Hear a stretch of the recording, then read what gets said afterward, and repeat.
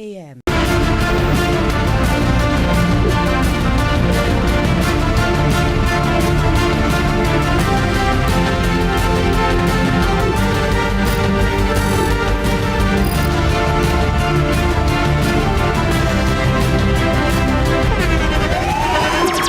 The internationally acclaimed On Stage with Winford Williams. At a new time, Saturdays at 8 p.m. on CVM TV. So much more than entertainment. Let's delve deep into the issues. We'll take you beneath the surface. Greetings and salutations. My name is Orville Higgins and it's another edition of Fan Central. Talking to the people at the heart of the top sporting stories. Hear from your favorite sportsmen and women and the administrators who work tirelessly to make it all happen. It's a live sports talk. I've written an entire article. Yes. Looking at all the major issues every Tuesday at 9 p.m. It's Fan Central.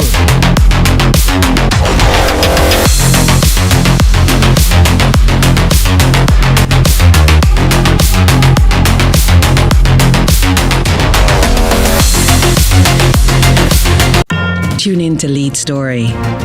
Weekdays at 6 p.m. Hosted by Jody Ann Quarry. Brought to you by VC's Electrical Sales. Quality products at affordable prices. Every dream conquered is another dream gained. I land and I fly again like a jet plane. Headed straight in your direction. 'Cause I'm wiser, one step closer. I'm winning 'cause I work so hard. And the music keeps on playing, and the people that I say we are my show tonight.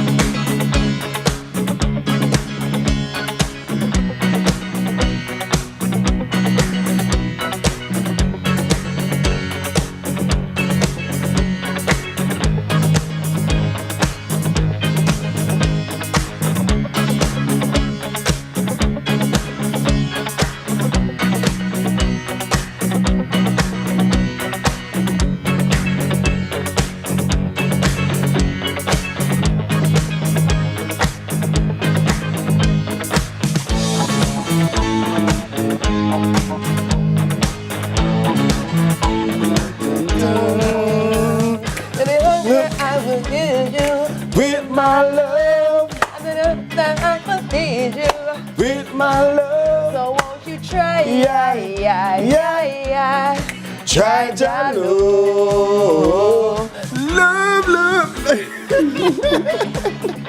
Good morning, Sunrisers. Family, how are you doing this morning? It's another Wednesday, another hump day. Yes. To get you over into the weekend, the Thursday, the Friday, the Saturday, and the Sunday. But how are you doing this morning? It's a new day. Yesterday is gone. You will never see yesterday again. For life. And when I came in this morning, by the way, before I say anything else, if you're here for the very first time, my name is Ite Ellis. And I'm Yendi or Yendizzle or Dizzle for short. Anything you want to say, it's one of those things. Listen, I don't know why our producers chose that song to come in, but what a great choice. Yeah. I love that. The music, the rhythm, the performers, the musicians, try your love. I almost feel like, I don't know if, let's see how in sync we are in life here. I wonder if we could get a little of that audio again. I wonder if we could get a little of,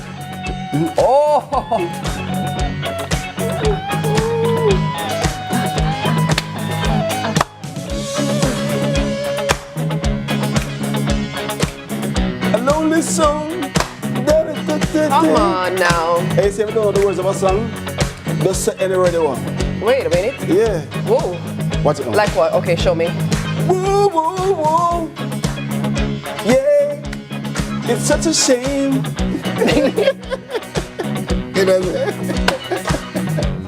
Listen. Don't do that, boys Yeah, and girls. You know, when you don't know a song, if you don't know, you just bop. and you sing it confidently, loudly, especially in a public place. You know what is actually really hilarious? Is when you're watching a concert and they're on the stage taking in the artist and then pan to the audience and you see somebody Yeah. I sing the song. and you're like, oh, your lips don't match the words. Don't be that person. Don't be that person. Don't be that person. Especially if you're in a choir, a large choir, right? And you don't know the song, it happens so often. In the national stadium and they sing the national anthem. Oh, regular. And you're on the football field and you're a member of the team and you sing the national anthem and you don't know the words. Just close your lips. It actually works very well. Watch this. No one can confuse what you have said. But you were saying something before you introduced I was yourself. saying What when were I you came telling in us? this morning, Yes. and I saw Yende, it was a natural reaction. You know, you cannot trick or pretend a reaction. You can pretend an action, not a reaction. And when I saw her and I saw the money green, I say, whoa. We did not discuss this. No, but we're definitely very green in this studio very today. Green, evergreen, forest green. I don't know what shade this is. But we're not green. No. But we are very green. Typically as in means fresh. Yes. And it means ripe. growth and bountiful and lush. And yes, tropical. Man. Yes, and we're blooming. She's blooming. In fact, she asked me, "Where's the hat?" I said, "Hey, I don't need a hat when I have the hot." Listen. Let us jump into the quote of the day, and I love this quote. The quote is, "Don't let anyone who hasn't been in your shoes tell you how to tie your laces." That's it. Do you know where our producer got that quote from? I'm wondering. She got it from my daughter's bio. Oh, what you're saying? It's so funny. When we were doing the run through this morning, our producer Shanna Kay said to me, "This was from Izzy's bio," and I was like, "Izzy, as in my Izzy, as in Israel, as in my Israel McGregor Phillips, mine." So, like in the wise words of my kiddo, nobody never walk in your shoes and can't tie your lace. In other words, be yourself. Yes. You know what I mean? You know, the sharks perhaps are considered king in the ocean, and lions are king in the jungle. But a shark cannot be a king in the jungle. Neither can a lion be a king in the ocean. Also, sharks are afraid of whales. Just FYI, the whale is the real big dog in that pond. Can you tell that we are live this morning? The blue we are whale. live and we are vibing with you. Speaking of we are live, I heard about this new app. Yeah. Let's talk about it. I heard about it and I'm like, wait a minute. I just feel anxious trying to keep up with it. Tell me about the app. No, well, the thing about the app is that I heard that in China, the population of single people is huge. Right. So to keep track and to ensure that we know that people are alive, there's this particular app that you sign into, and the app is called Are You Dead? So every now and again, you have to check into the app, you know, to make sure that people know where you are, if you are still breathing. Well, apparently But I don't like the name of the app. It answers the exact question. That's the point of the app. It was created by students, and the app is actually, we see a demonstration of it on screen there. It's known in Chinese as, is it Silemi? I don't know. Silemi alerts is an emergency contact if a user fails to check in for several days. Yes. And what happens is its popularity has sparked widespread discussion online. So it's led to the introduction of a subscription fee and prompted plans to change the name to something more palatable. I know you say you don't love the name. But the idea is that every 2 days, you're supposed to log into the app and push something that lets people know you're alive, you're well, all is A-okay. IT, let me tell you something for free. Sometimes all 1 week, me not answer WhatsApp message, you know. Me say the way they would have sent welfare check for me. Every 2 days, I have to check in on an app. Yeah, that is true. Yendi, I'm happy to hear you say that publicly, because don't come and get me when I don't respond to you. I mean, there's so many times I'm missing your WhatsApp messages. But honestly. Yendi said should go through the same thing too. No, man, it's bad. Let me, But you know, look, let me bring up my WhatsApp right now. Look at this. If you could zoom in right here. Oh, you see, here it is. What do you see there? 999 plus. Unread messages. Look, there you go. See there? Messages. So in other words, I mean, don't WhatsApp. 999 plus unread messages. You guys, I can't keep up. No, don't. You know what group my children have? Swimming group, tennis group, choir group, voice box group. Then my son have him kindergarten group. Then me I get video when my son a race and I drop. Oh my gosh, my son is practicing for sports day. He didn't reach the finish line. Okay, wait a minute. Pause. You should be at the finish line calling him. So we have a family group chat, right? Yeah. And our family group chat has myself, my husband, my bonus son, my daughter, and that's our family group chat, right? When we see the video come yesterday in the kindergarten group, me forward in the family group and me say, emergency, emergency, we are so around here. Hey, say Isaiah here, Isaiah start, you know, and him a running, and him a leading, see me here? Yeah. And then Missing, disappeared, flat out. The good thing is he didn't cry. He got up and then he did this. I said, guys, we need to fix this before sports day. We have to fix this. We don't want no participation rebound. You understand, Haiti? Yeah, I know the participation, everybody. You know what I mean? You came 8th, but you did a good job. That's not true. Don't tell me that came 8th. That's a good job, you know? Actually, those parents. 8th place gets paid at the Olympics. If you make it to the finals, you get paid. But speaking of a family group chat, and then you just listed the members of our family. A co-worker of mine, I say a co-worker because we're in the same industry of entertainment. His name is Agent Sasko.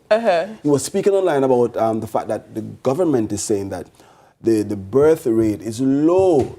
Enough babies aren't being born. But he said he's doing his job because he just contributed. Now, my friend Yendi is trying to decide whether this year she's going to contribute to the increase of the birth rate, you know, or she's going to be a hot girl this year. It's a huge discussion. I don't know if you heard about it, but I'm telling you, I add my piece to it. What do you think? She said, it's either she's going to be a hot girl this year or just get pregnant. But I mean, she can do both. Well, I would like to declare to all who have eyes to see and to all who have ears to hear. I started the gym yesterday. Went to the gym yesterday. So yesterday was my first day back at the gym, so decision made. You know, and who gets the chance to make a decision? I mean, especially in a couple, is it 100% the wife? Or is it, what percentage, what role do we play in the decision making? That's an interesting question, you know, because ultimately, obviously as a couple, you'd have to have the conversation and decide what you're doing next, because the burden is not just the mothers to bear. There is a massive burden. Burden is such an unkind word. The responsibility, thank you. Let me adjust that.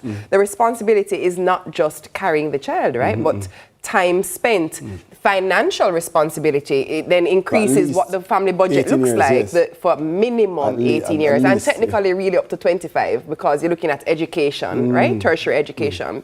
And so I think ultimately a woman has the final say, because it's her body, it's her risk, it is her being the vessel. I take a rub off him shoes bottom over there, you know. Hey, listen. Ultimately, however, we're going to discuss this further at another time. We're gonna do it. We're going to actually head to our first break. Here's your Wednesday morning pocket of sunshine, sunrise, all of the above, sun something. Yeah, let's discuss it further.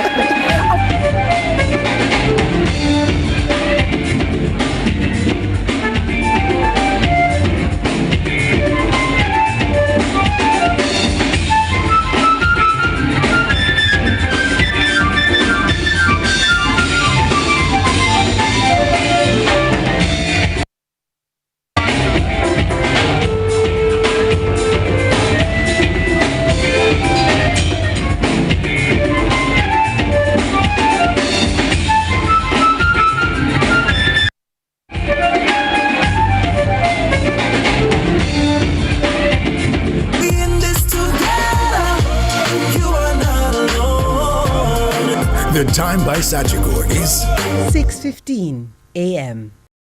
Sunshine snacks, cheese balls, grab a sunshine, grab a cheese balls. We a crunch on a cheese balls. Daddy nickel pick, grab a cheese balls. Sunshine snacks, cheese balls, grab a sunshine snack, cheese balls. Some cheese in every bite, flavor in every crunch. Extra cheese if you love it so much.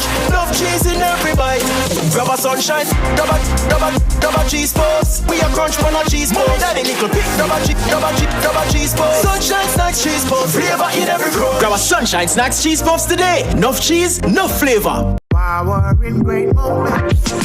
If you have financial needs, Chris and Charles will fix them for you. Power in great moments since 1992. Oh, we have it all. Power in great moments. Relax, you got Chris and Charles. Oh, we have it all. When you think alone, think Chris and Charles.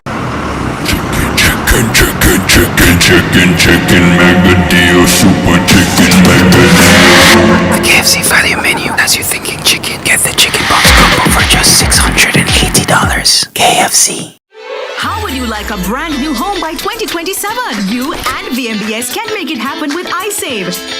Every $25,000 you save with iSave earns an entry to win cash or a new home of your own. All while seeing your balance grow and grow. The more you save, the more entries you get. And every entry has a chance to win a brand new home of your own. Keep saving monthly. Every deposit brings you closer to the grand prize home. VM iSave is the key to winning.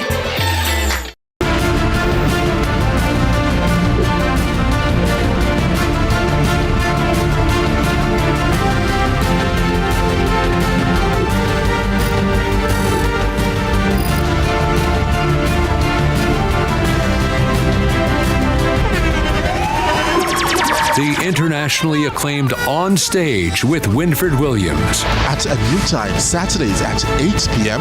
on CVM TV. So much more than entertainment.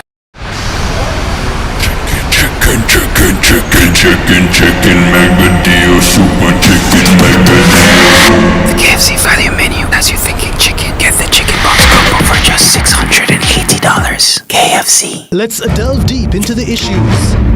We'll take you beneath the surface. Greetings and salutations. My name is Orville Higgins and it's another edition of Fan Central. Talking to the people at the heart of the top sporting stories.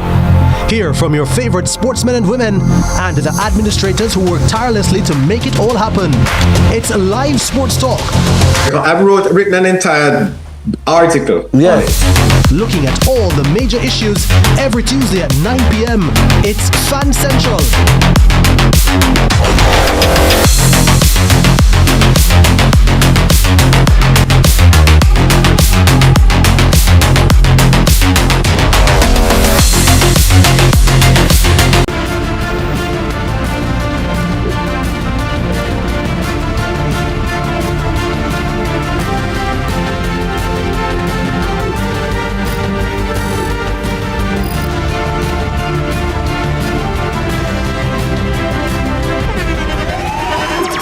The internationally acclaimed On Stage with Winfred Williams. At a new time, Saturdays at 8 p.m. on CVM TV. So much more than entertainment.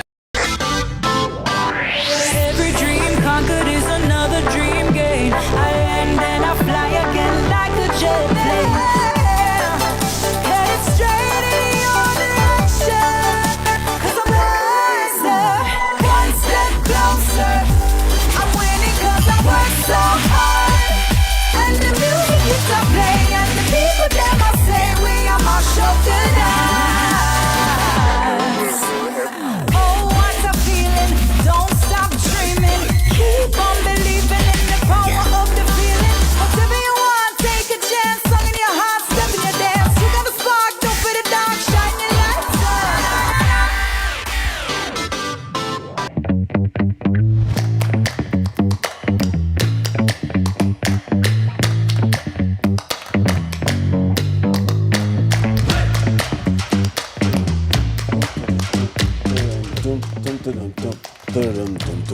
6:19 in the AM. Should we just tell the people, just if you were watching from before, that clip that we showed just before we went to the commercial break, that was the great Michael Ibo Cooper of Third World, which is why we came in with Third World, and today would have been his birthday. Yeah. Yes. So, yes. Just sending plenty love to Michael. Ariane, Avian, and Akiri. Love you guys. Plenty. Okay, Yes, go ahead, yes. Itimos. Talented and humorous son of the soil, Ibo Cooper. All right, if you're just joining us, thanks for making it to Sunrise. It's time for the headlines with the news queen.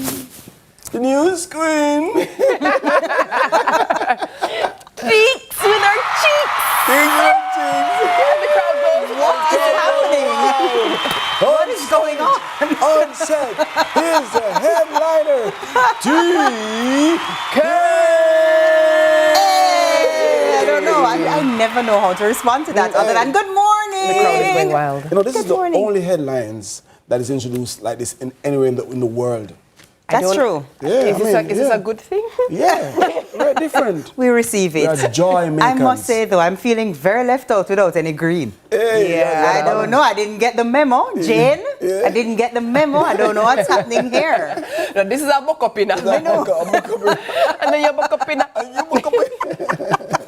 But I don't know. But it's all good. It's all good. You guys are looking. Well, you said it represents. You guys are looking fruitful. Yes. And Green, tropical fresh, and fresh this morning. It's giving frond.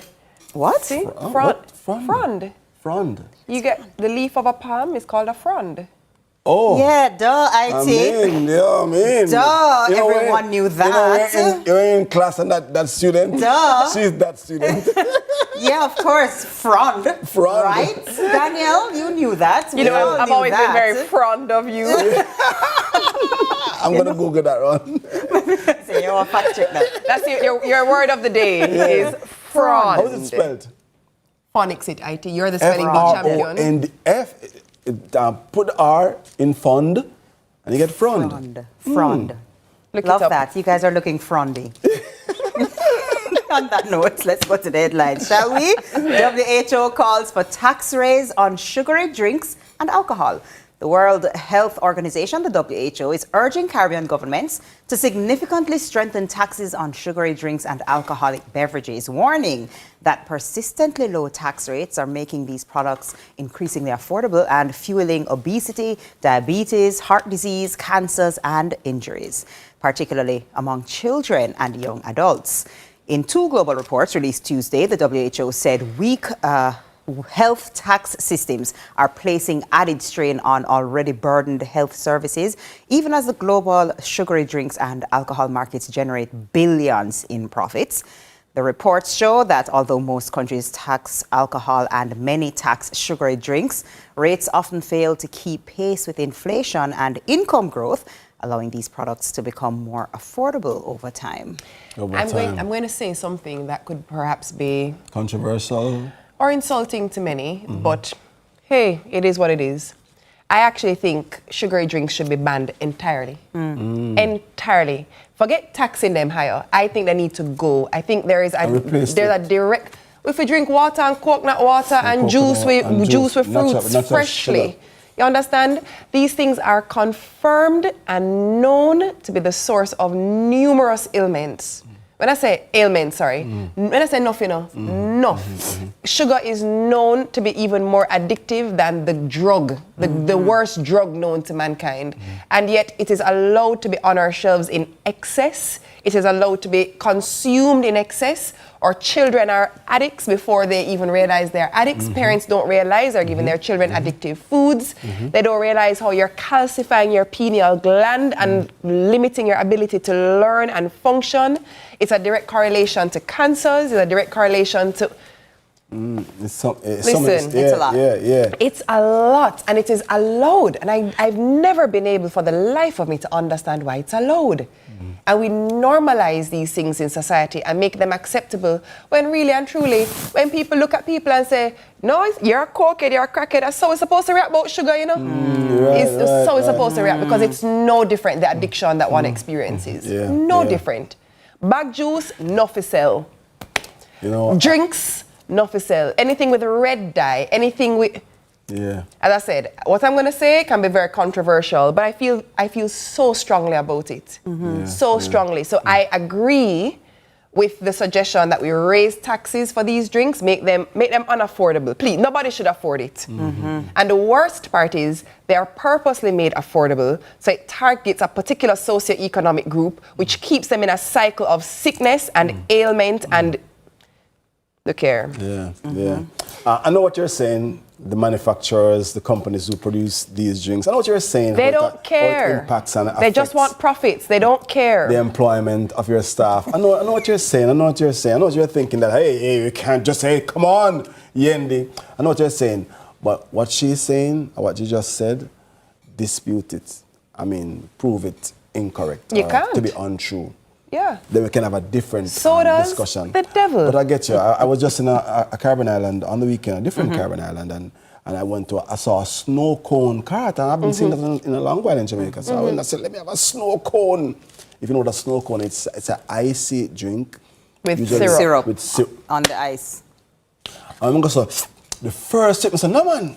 We can't drink no more of this. I couldn't manage it I feel strongly about it. Yeah, but I mean, sugar and its effects, and its addictive effects. Of course. Is really true. And let me add to it that we have a Minister of Health who called for the reduction of our own beverages. It called for the reduction of sugars, added sugars in our own beverages. And he got a fight. He was pushed back. The manufacturers cuss and complain. And it's just like, well, what is the ultimate goal here? Is the ultimate goal just to line your pockets for you to be wealthy and have money? Or do we actually care about having a healthy, well-functioning society? Because let's talk about diabetes. Let's talk about people being overweight and the burden it places on your organs. Your bodies are not designed to process that level of sugar. Your body is going to become insulin resistant. You are putting copious amounts of pressure on your organs. They are not made to process these things. They're artificial sugars, you know. It's not even like you guys say, like a honey, like a cane, like a honey, like a pineapple, like a mango. That's one thing, because then this is coming straight from a fruit. But artificial sugars, man. And the spikes and the sugar spikes, your body tells you. It is addictive. It is a drug, and it is no different than the most illicit drug on the street that people are captured, fined, penalized for. It is no different in terms of the effect it has on the human body. It is no different. And I said what I said.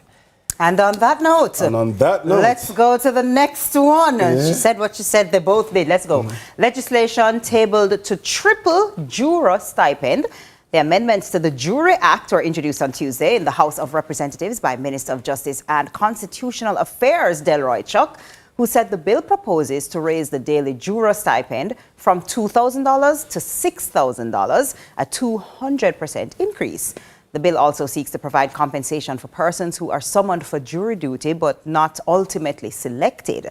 Under the proposed changes, individuals who attend court to participate in the jury selection process would receive $2,000 for each day they appear. And Minister Chuck said the adjustments recognize the critical role jurors play in the justice system and the personal and financial sacrifices involved in fulfilling this civic duty.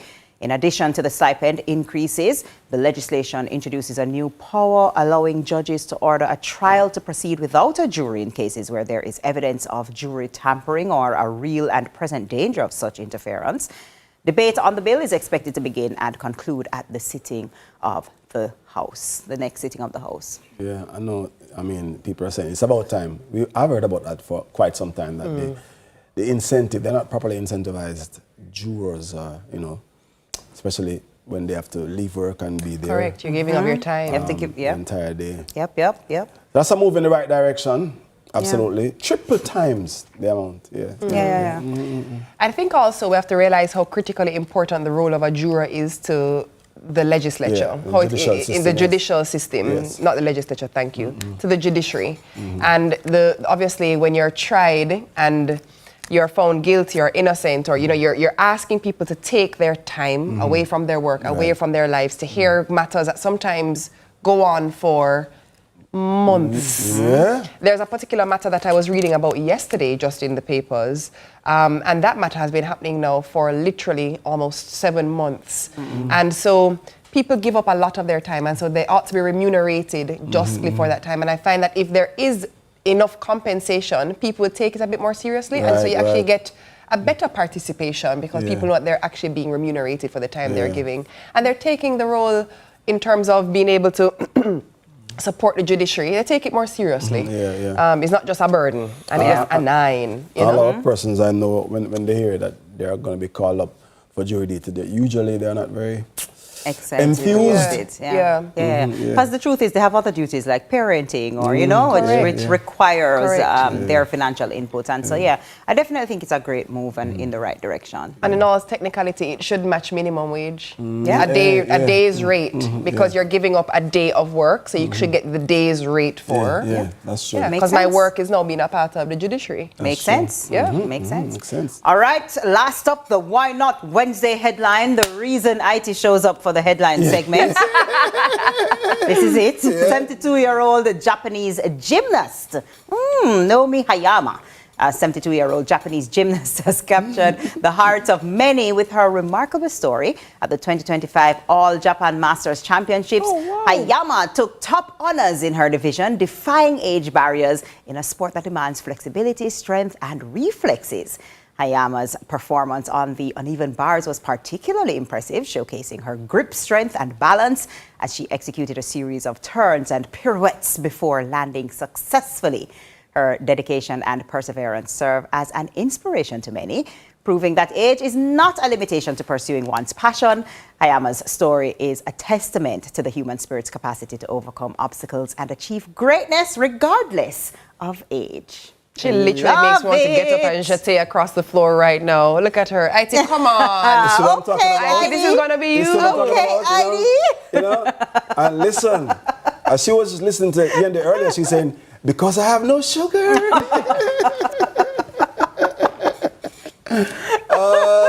Fantastic. That's absolutely amazing. I think on that note, IT, since you and Hayama have the same age, why don't you show us how to split? How to split? Yeah. They're going to show you. Split us into this break. Yeah, I'm going to show you. I mean, you know, that's all the time we have for headlines this morning. Coming up next, we're talking about youth and righteousness and right thinking. Or are young people managing to hold faith in the fast and changing world? We'll explore Wednesday service up next. And split. And I'm going to split. Yeah, right, go ahead. Look. I didn't say no. You can give us a wide. Come on, IT. Go on. Start warming up. I didn't say IT, no. Come on. I want to see it. Come in, man. IT, we want to send you up to the world gymnastics of elderly. You want to send me to Africa?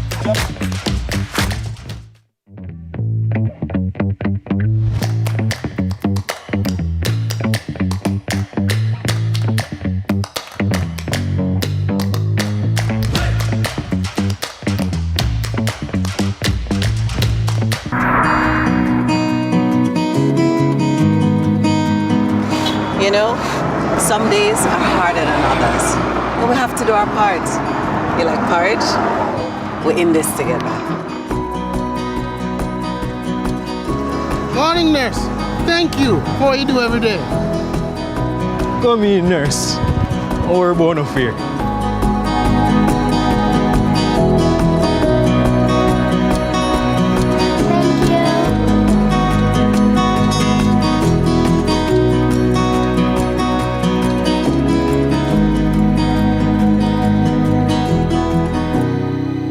In this together. Chicken, mega deal, super chicken, mega deal. The KFC value menu has you thinking chicken. Get the chicken box combo for just $680. KFC. No frills, just great prices at Courts. We don't just talk about it, we got it. Get the best in quality and prices on appliances, electronics, furniture, and much more. That's not all. Get up to 40% off select items. Shop today, pay later with Courts Ready Finance. It's no frills, just great prices. Only at Courts. Bringing value home. Conditions apply. Offers end January 31st, 2026.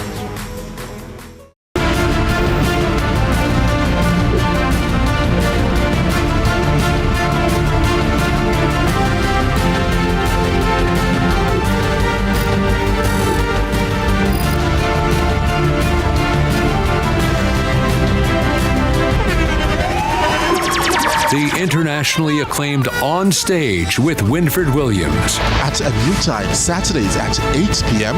on CVM TV. So much more than entertainment. Chicken, mega deal, super chicken, mega deal. The KFC value menu has you thinking chicken. Get the chicken box combo for just $680. KFC. If you're a woman in business, it's time to go bigger. Your ambition is calling, and Horizon for Women in Business is answering. Horizon, a new loan product from Access Financial Services designed for women entrepreneurs to unlock the capital you need to grow and take your business beyond limits. With quick approval, flexible repayment, and low interest rates, your success is on the horizon. Call us now. The funds are waiting. Your success is on the horizon.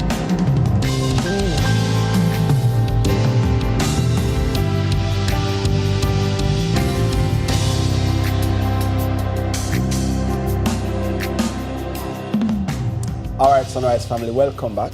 We're starting your Wednesday with a little divine intervention. This morning, Wednesday service, we're having a heartfelt conversation, one I'm sure that will interest you about faith, integrity, and purpose.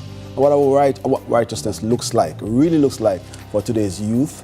And of course, joining us this morning, our Prophet Nadine Guy, co-leader of Light Jamaica and Light Jamaica member, Sheldon Llewellyn. Good morning. Good morning to you. How are you? Fine, thank you. We're good, thank you. Great to have you. Young people to talk about. Thank you for having us. Yes. Let us talk about, IT said something very interesting in the introduction. He mentioned living in righteousness. Let's talk about that. What exactly does that mean? I'm going to come to you, Prophet Nadine. When you're saying, Mama, we need to live righteously, in righteousness, what are we referring to? I think it's making Jesus your lifestyle.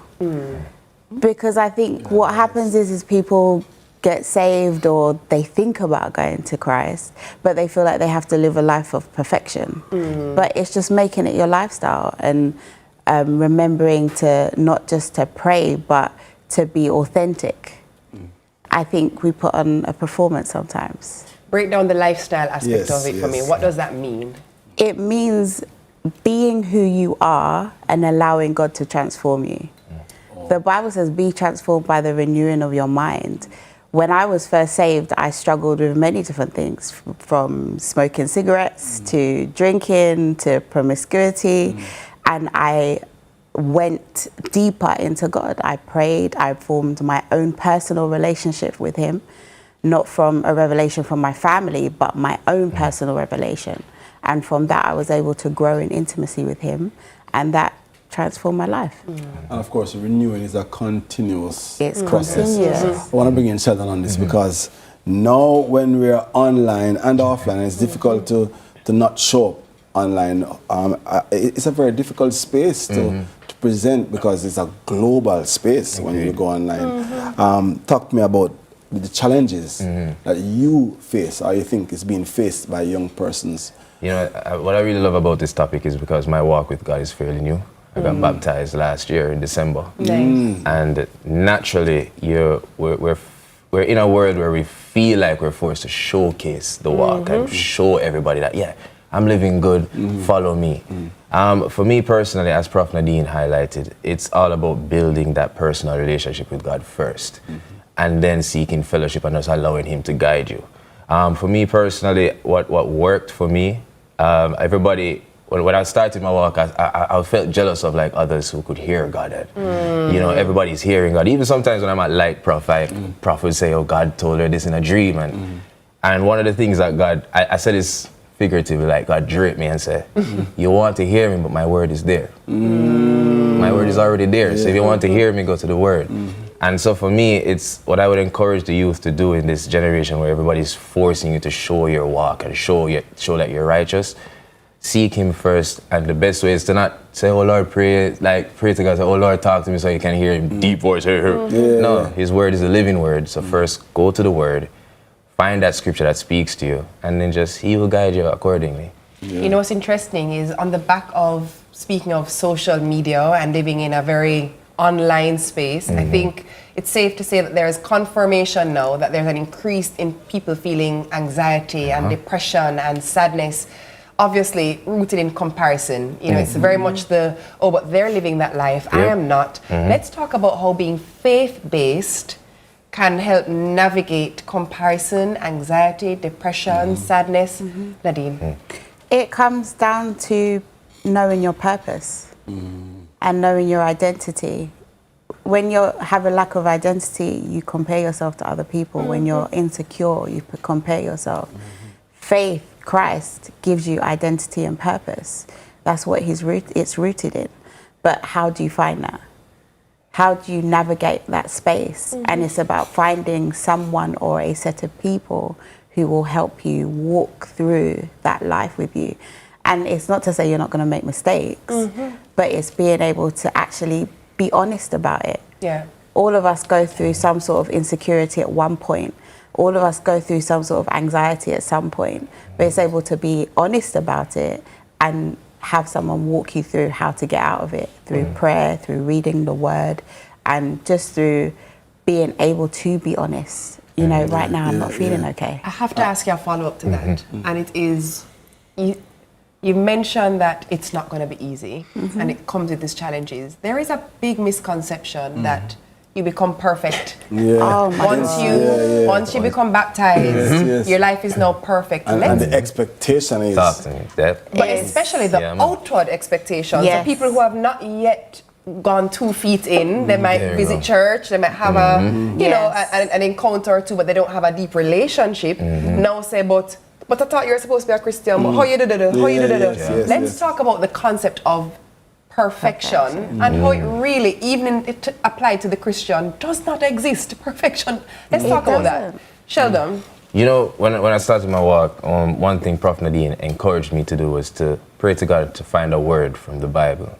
And 2 scriptures came to mind. Proverbs 3:5-6. Trust in the Lord with all your heart and lean not on your own understanding. Always submit to Him. And that's one of the things that was so interesting to me, was because submission in Christ taught humility. A lot of us walk around thinking that we're humble. Oh yeah, I'm humble, you become a quiet man, I have no money. But following Christ, because we live in a society that everybody knows God, but not everybody has the courage to follow God. And then now, tie that to another scripture, Isaiah 55, verses 8-9, where God declares that my thoughts are not yours, because just like our heaven is above earth, so are my thoughts above yours. And I've mentioned those because I encourage young people who are going to take this walk to understand that truly submit to God is being humble and understanding yourself, as Prof said, but also going to Isaiah, don't lean on your own understanding to create your own expectation of God, and like, oh yeah, if I follow you, this is what my blessing should look like, because His ways and His ways of thinking is not your own. But the young person watching now say, yes, I hear that, Sheldon, but talk to me in a real terms on how do I live my life, how do I balance my interest in music and friendship. My friends want to go and party, and I hear you're reciting scripture and all those nice, wonderful things. But talk to me, Sheldon, what do I do this weekend? Where can I go? All right, so everything that goes, like when I think about submitting to God, one thing comes out, and it's discipline. And I feel like before you even take that walk with God, discipline should be evident in your everyday life. So speaking to young persons who have different interests outside of the church, it could be a student athlete, it could be in competitive sport. When it comes to being the best at that, or showing respect or reverence to that craft, you have to adhere to the principles. And in order for you to do that, you have to be disciplined. And one thing I said on my Instagram is that when I was growing up, I love party too. I love the drinking and the this and the that. But that took devotion. There's a particular drink that was very bitter. A lot of people think, drink that. You know too, you know. But the first time I tried it, but I kept practicing. I got disciplined to that. And you acquired the taste for that. And that's what I would say to young people. Just like everything that you have a particular interest in, you learn the principles that govern it, and then you become disciplined to it. And if we can do that outside of the church, why can't we do that with Christ? That's a beautiful answer. One of the things I hear Jamaicans quote all the time, one of the texts that I hear Jamaicans quote all the time is Psalm 20. The Lord is my shepherd. Now, if the Lord is your shepherd, where would He lead you? And then you have to be a sheep. No, if you look and sort of the lifestyle of a sheep, humble, submissive, being led by the shepherd. But we don't want to be led. No. We want nobody control. And would he lead you into this environment? Would he lead you around these people? Do you think Christ would lead you here? And say, drink this, eat this. Yes. But then when you look at Jesus, he led his disciples to Caesarea Philippi, which is where the prostitutes were. Right. And that's where he taught them. So I think we have to, yes, we should be set apart, but I think we also have to love everybody. For sure. And I think that's the challenge. You know what's interesting about you saying that? So I believe fundamentally what Jesus wants us to do is lead with love. Yes. Is treat people the way we would want to be treated. I mean, it says it in the commandments, right?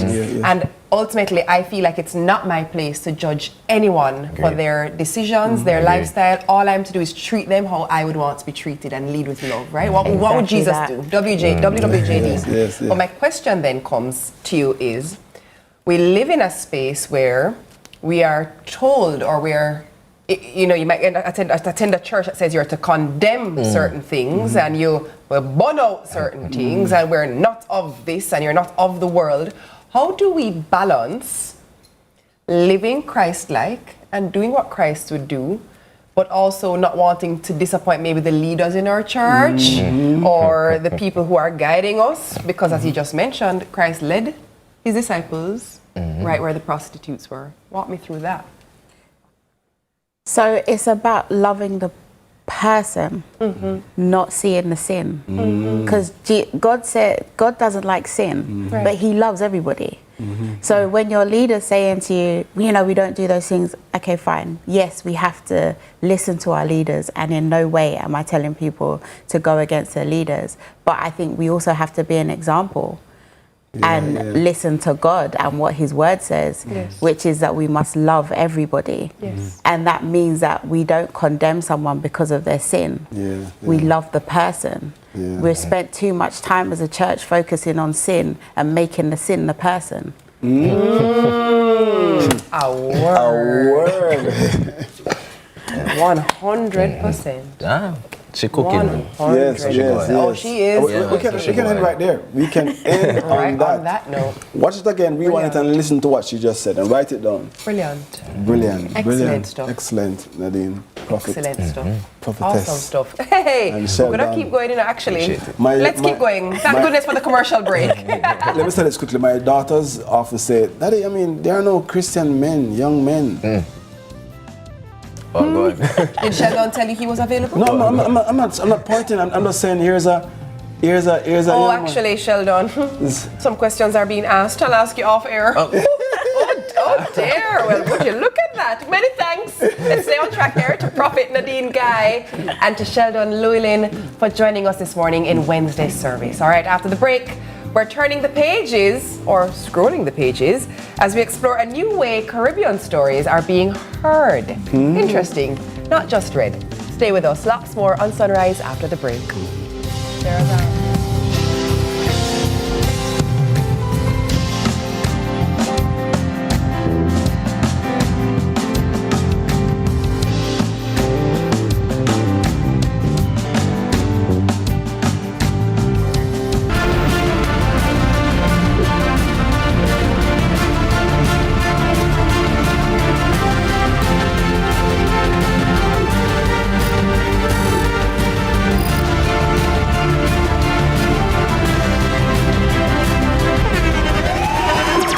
The internationally acclaimed On Stage with Winfred Williams. At a new time, Saturdays at 8 p.m. on CVM TV. So much more than entertainment. Let's delve deep into the issues. We'll take you beneath the surface. Greetings and salutations. My name is Orvin Higgins, and it's another edition of Fan Central. Talking to the people at the heart of the top sporting stories. Hear from your favorite sportsmen and women and the administrators who work tirelessly to make it all happen. It's a live sports talk. I've written an entire article. Looking at all the major issues every Tuesday at 9 p.m. It's Fan Central.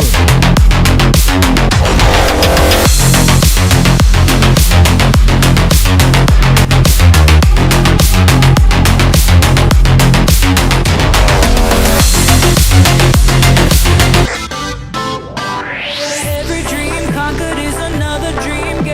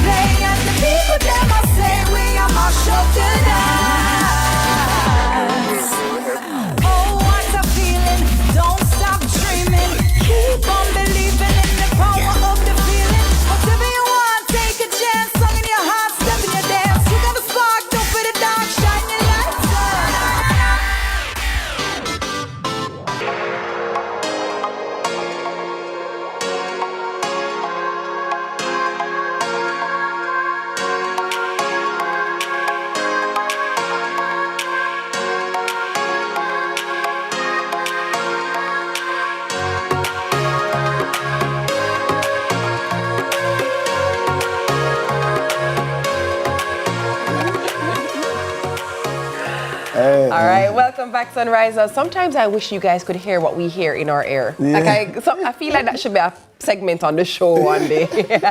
All right, so stories have always been at the heart of who we are, right? And now a new Caribbean platform is bringing that tradition into the digital age.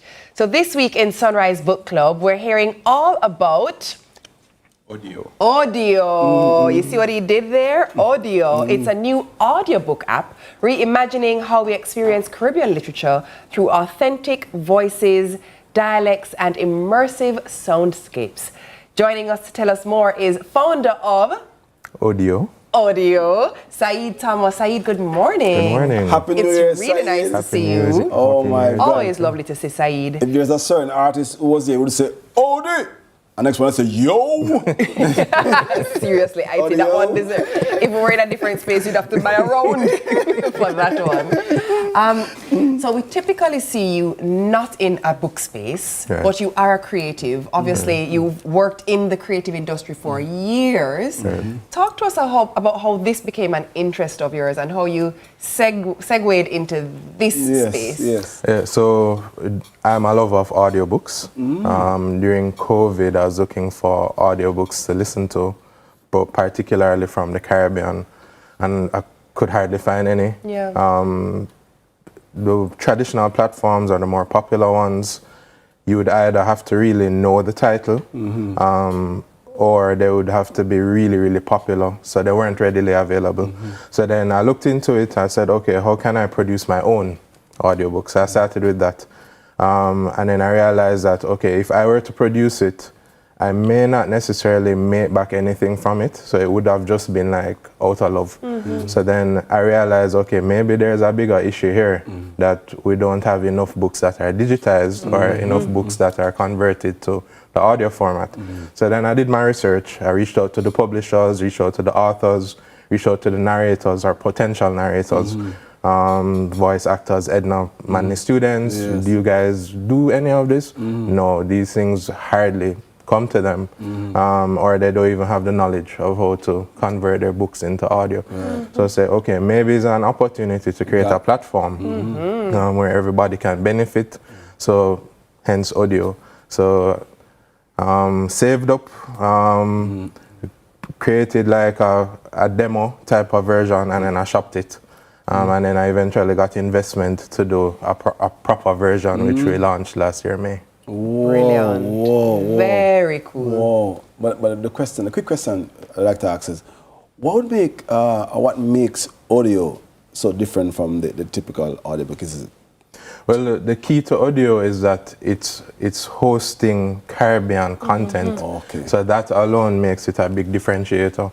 And then what we try to do is to be as authentic as possible. Because the other issue that we had, or that I've had, listening to audiobooks on other platforms, is that they use foreign narrators. So you're hearing foreign people trying to copy patois, trying to copy Trini accent, and it just sounds weird. It's jarring. Yeah, so so now we're tapping into our own talent and tapping into our own space in order to make it as authentic as possible. And we've gotten really good feedback, especially for that part of it. So I have a confession here. My confession is I am a book snob. Okay. My confession is I want to hold the book, I want to turn the pages, I don't even want a Kindle, like I want to smell the paper. And so my husband does audiobooks and I'm always like, you don't read, that's not the same as reading. But reality check, in this fast moving world that we're living in, it's better to take in the information in any which way, right? So tell me, convince me, the book snob who will have never to this day listened to an audiobook, convince me why I would download audio and why I should use audio. Well, I think is more convincing anyone and not just the book snob. I mean, I think the beauty of just audiobooks on a whole is that, especially specific books, you hear it straight from the person. So, for example, we have State of Mind by Chris Tufton on the app. And just hearing his voice tell his own story is completely different than me holding a book.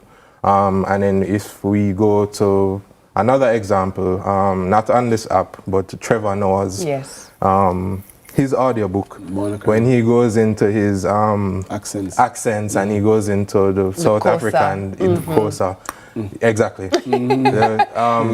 There's nothing like I couldn't really imagine that. You get me? Yeah. So I mean, it takes you into another world. And then what we've done with audio is that we've also carried the soundscape for many of our titles. So for example, The Young Warriors, you'll hear the forest, you'll hear the waterfalls, you'll hear the footsteps. Wait a minute now. You'll hear, so it becomes an immersive experience for Green Days by the River.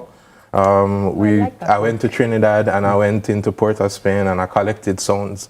And now it feels as if you are in Trinidad. So it's not every audiobook, but then it does become that differentiator in your listening or the reader experience as well. You know what's amazing is I actually really like Green Days by the River. Now I'm going to download audio and I'm going to listen to it with that experience. You just convinced me. I know I wasn't your target, but that sounds brilliant. And absolutely, because now practically, because driving, we spend so many time in traffic hours, so we could use some of that time to take in some information. Like Yendi said, for me, I like to read because I see the word and the picture of the word gets in my mind, so I see the spelling of the word also too. So there are those benefits. But I didn't think about the immersive experience. Yeah. I didn't think about listening to Trevor. Me want to hear the river run down while we're talking about collecting things at the river. That's brilliant. That is brilliant. How do people access the app? So it's on both the App Store and the Play Store. You can also go to our website, www.getaudio.com, and there's a download link there. But we're also on TikTok, also on Instagram, Get Audio. So it's on most major platforms, but to actually download, you go to your App Store or your Play Store. And then from what I understand... If you call me for narrate one of the books, so as I was going to say. How do I earn? So narrators and publishers, you can go to the website, getaudio.com. The tabs are there for you to sign up. However, we have casting calls. So right now we're casting for Dog Heart, which was written by Diana Macaulay. Yes. We're looking for the uptown woman, quote unquote, and the ghetto youth, quote unquote, as well. So, I mean, continue following our pages. We do pay for the narration. And then we do have also deals if you want to become some form of ambassador or anything like that, we can talk for sure. Hey, me can put on a good uptown accent. Actually, wait, how it go again? They have a schwa. How it go again? Oh gosh, a schwa. I have to find it. If the right side. Yeah. Listen. This is awesome. Listen, many thanks to Saeed Thomas for joining us this morning and for this very, very, very, very, very interesting, informative, and cool development. It is. You should head on over to the App Store and download Audio today. ODIYO. Take a short break, and then it's over to TK for your morning news. You know, I really need to buy something.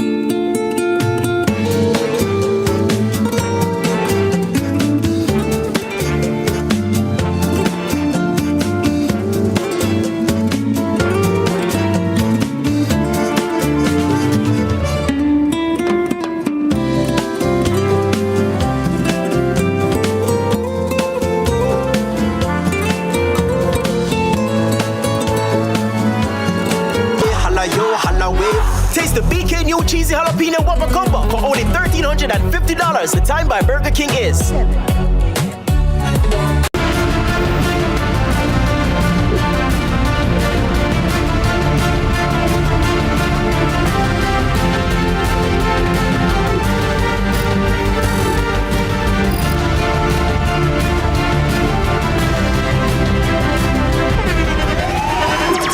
The internationally acclaimed On Stage with Winfred Williams. At a new time, Saturdays at 8 p.m. on CVM TV. So much more than entertainment. Chicken, mega deal, super chicken, mega deal. The KFC value menu has you thinking chicken. Get the chicken box combo for just $680. KFC. Do you recognize the signs of dengue? Look out for these symptoms: high fever, severe headaches, joint and muscle pain, skin rash, nausea, and pain behind the eyes. If you experience these symptoms, rest, stay hydrated, and take paracetamol for pain relief. If symptoms persist beyond 3 days or worsen, such as persistent vomiting, severe abdominal pain, or difficulty breathing, seek medical attention immediately. Early treatment can save lives. Know the signs, act fast, together we can beat dengue. This message is brought to you by the Ministry of Health and Wellness and PAHO. Go buy your Miracle Fire Rub for all arthritis, pain, swelling, poor circulation, numbness, inflammation, cold and flu, stroke, stiffness, sprains, strain, boils, insects, bites, and menstrual discomforts. Miracle Fire Rub, available at King Street Pharmacy, 72.5 King Street, downtown Kingston, Case Pharmacy, Duhaney Park Plaza, Kingston and Fontana Pharmacies nationwide, and March Pharmacy, downtown Kingston. Miracle Fire Rub. Rub it on, the pain is gone, gone, gone. Chicken, mega deal, super chicken, mega deal. The KFC value menu has you thinking chicken. Get the chicken box combo for just $680. Welcome to Morning News. I'm TK Dawkins. There was a heated standoff in Parliament yesterday afternoon between Energy Minister Daryl Vaz and the opposition over the pace of electricity restoration across the country. The opposition has accused the Energy Minister of misleading the House while calling for full transparency regarding funds issued to the Jamaica Public Service. Kevin Black reports. There was a heated exchange in Parliament Tuesday as Energy Minister Daryl Vaz clashed with the opposition over the restoration of electricity following Hurricane Melissa. Addressing the House, Minister Vaz outlined the number of communities that remain without power, insisting that significant progress has been made by the Jamaica Public Service JPS. Madam Speaker, Westmoreland has 34,603 customers.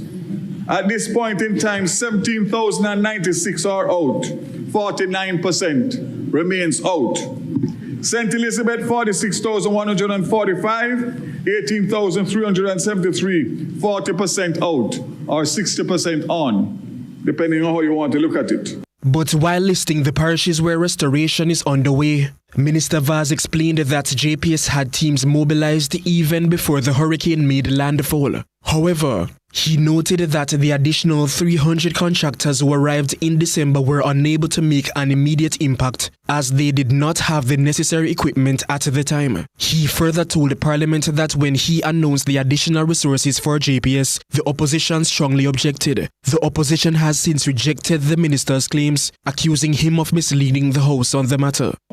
The position of the opposition on that matter was that he had indicated that the necessary resources to restore the grid was $350 million US. And he came here to say that the government would be advancing essentially 100% of the cat bond proceeds to JPS as a loan, $150 million US. And he had nothing to say about the other 200, which he said was needed. And we were asking, how is it prudent to proceed in that way? He has flown off the handle, got extremely unpleasant about it, and has still not answered that question, incidentally. We were never against providing financing to JPS per se, but it was the absence of a proper coherent plan to fill a gap which he said existed.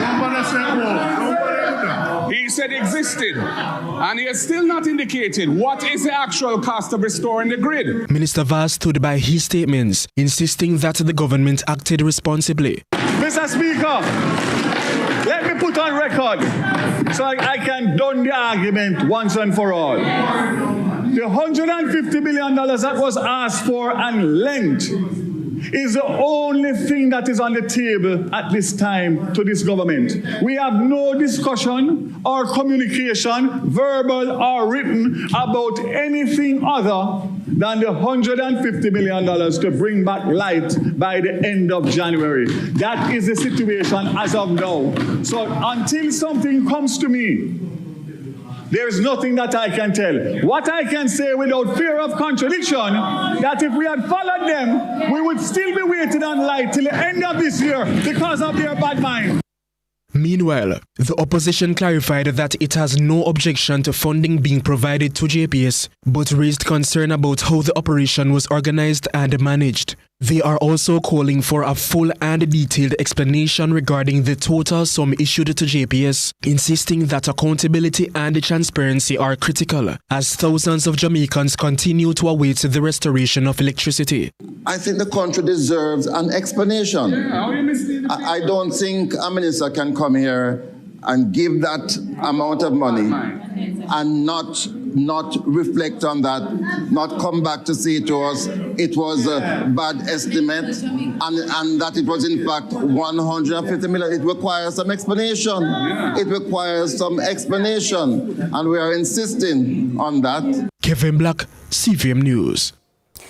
The Independent Commission of Investigations has stepped in following a deadly police shooting in Granville, St. James. Senior Indicom officials met with the local Member of Parliament to discuss the investigation and the support being provided to the victim's family, promising a process that is fair, independent, and transparent. Officials from the Independent Commission of Investigations met with Member of Parliament for St. James West Central, Marlene Malahoo Fort, following the fatal police shooting in Granville on New Year's Day. The meeting focused on assurances of transparency, accountability, and support for the grieving family. I said to Nambia, the mother, that she can be assured that the shooting which resulted in the death of her son would be impartially investigated. As much as we can, we are fast-tracking all the forensic as much as it is in our control. Find out when it is that it's a post-mortem so that we can get answers that the family so desperately seeks. Indicom reiterated that investigations into the actions of the security forces are grounded in law, stressing that independence and objectivity remain central to its mandate. By law, Indicom is mandated to investigate the conduct of the security forces that result in injury or death or abuse. We wish to assure the families that Indicom zealously guard our mandate, which is to be independent, which is to be objective, and which is to be impartial. The Commission also outlined steps being taken to fast-track forensic work, while providing additional support to families and witnesses affected by such incidents. In addition to the work of our forensic team or investigative team, our family liaison officers, who are also trained investigators, make contact with these families to provide empathetic and sympathetic contact. We have also had instances where we have ensured that persons get confidential social medical intervention. Indicom says investigations into the incident are ongoing. Kevin Black reporting for CVM News. Minister with responsibility for works, Robert Nesta Morgan, has dismissed recent comments by opposition spokesman Richard Azan on road conditions, urging the opposition to replace what he described as rhetoric with verifiable facts. In a statement issued yesterday, Minister Morgan said claims of deteriorating roads and excessive spending lacked specific figures, timelines, or project details. He outlined government initiatives, including the Spark program and the Go Road Rehabilitation program, aimed at improving drainage, road surfaces, and emergency repairs, particularly following Hurricanes Melissa and Beryl. The minister also pointed to proposed reforms such as the One Road Authority to strengthen oversight and accountability in road infrastructure delivery. William Knibb Memorial High School has received 8 tents from UNICEF to help support students as the school continues to recover following the impact of Hurricane Melissa. The tents are being used to create temporary learning spaces, allowing classes to continue while repairs and assessments are carried out on damaged areas of the campus. The principal, Linvern Wright, says he is satisfied with the tents as it's helping to reduce disruption and ensure that students can remain engaged in their education. Carla Randine reports. The principal of William Knibb Memorial High School, Linvern Wright, confirmed that temporary tents provided by UNICEF are helping the school continue classes after damage from Hurricane Melissa. After reaching out to the Ministry of Education and UNICEF, the school received 8 tents. Several have been partitioned, allowing 3 of them to host up to 6 classes at a time. Because we are out of maybe about 20 rooms, and our tents are giving us about 18. With that, we are able to host 4 groups every day, or 5 of our groups out of the 6 groups we have every day. So pretty much we want to give thanks to UNICEF for having done that. Mr. Wright explains that 20 classrooms are in need of repair, adding that discussions with contractors have begun to determine which areas to repair first. I would more put it that I am satisfied with what has been given the situation we have to work with. Because, having lost, 7 or 8 buildings out of 9 in terms of the roofing, and having furniture destroyed, and just seeing 3/4 to 80% of your students back at school is heartening. The principal noted that during the COVID-19 period, extended time from school led to increased social delinquency among students.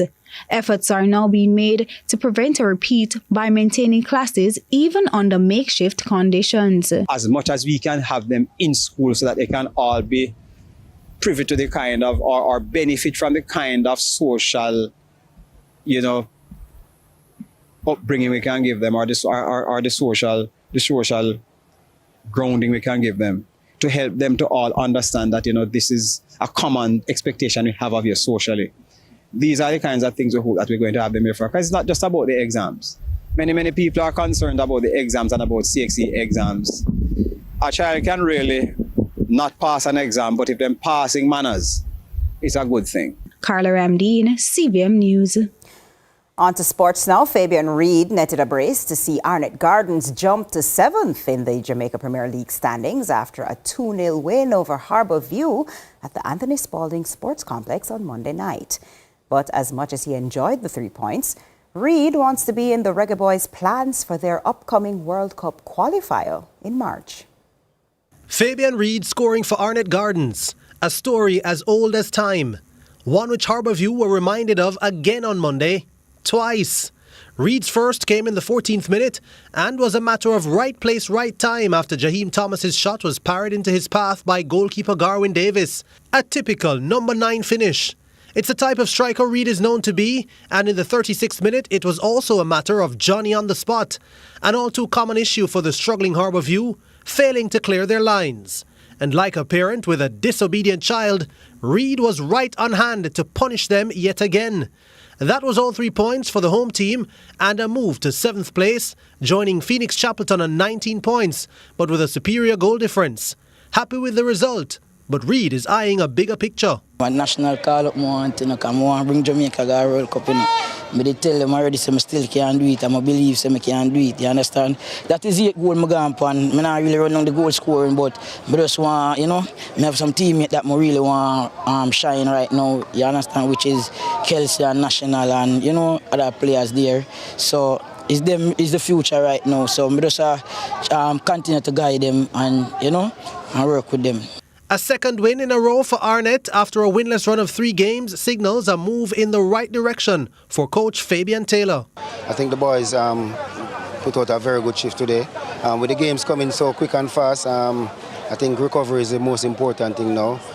We just have to keep these boys fresh and going the same way. I think we're finding our footing right now as a team, and the guys are working together very hard to change our fortune from the first round. For Harbour View, their woes continue as they remain in the relegation zone in 13th, second from bottom. I thought we gave it a good shot. Just failed to make some decent, good decisions in front of the goal. I thought even before we conceded the first goal, we had the momentum, created a couple of openings, but just didn't make use of the opportunities that we got. So I thought before the 2 goals were in the game, we gave up 2 goals that I thought could have been avoided. I thought we came back out second half and give it a good shot, but just couldn't find that goal to get ourselves back in the game.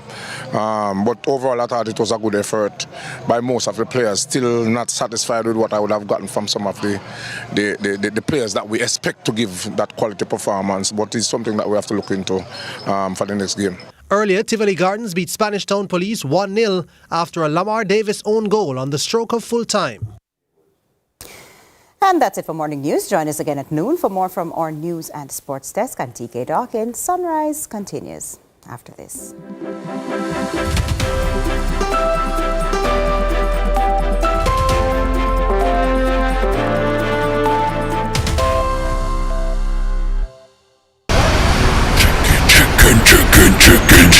Chicken, mega deal, super chicken, mega deal. The KFC value menu. As you're thinking chicken, get the chicken box combo for just $680. KFC. Get tiles and get creative with your floors, walls, and all the spaces in between. Our knowledgeable sales consultants are happy to help create your beautiful finish with the latest designs in first quality porcelain, wood look, vinyl, mosaics, natural stones, and countertops. At Creative, you will get every tile you need for your residential or commercial projects. Creative Building Finishes, your one-stop shop for everything tiles. Visit our showroom at 5 Red Hills Road or call 876-929-5553. Get tiles, get creative. Sunshine snacks, cheese balls, grab a sunshine, double cheese balls. We are crunch on a cheese balls. Daddy little big, double cheese balls. Sunshine snacks, cheese balls, grab a sunshine snack, cheese balls. Some cheese in every bite, flavor in every crunch. Extra cheesy, we love it so much. Love cheese in every bite. Grab a sunshine, double cheese balls. We are crunch on a cheese balls. Daddy little big, double cheese balls. Sunshine snacks, cheese balls, flavor in every crunch. Grab a sunshine snacks, cheese balls today. Enough cheese, no flavor. Chicken, mega deal, super chicken, mega deal.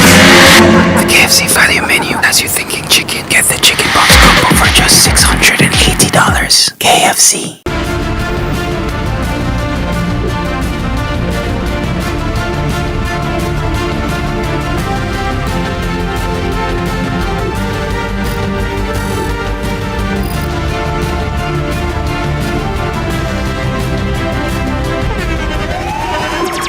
The internationally acclaimed On Stage with Winfred Williams. At a new time, Saturdays at 8 p.m. on CVM TV. So much more than entertainment.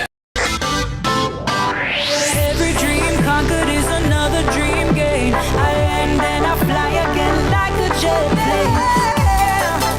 Headed straight in your direction. 'Cause I'm wiser, one step closer. I'm winning 'cause I work so hard. And the music is a play. And the people that must say we are my show tonight. Oh, what a feeling. Don't stop dreaming. Keep on believing in the power of the feeling. Whatever you want, take a chance. Song in your heart, step in your dance. You got a spark, don't put it down. Shine your lights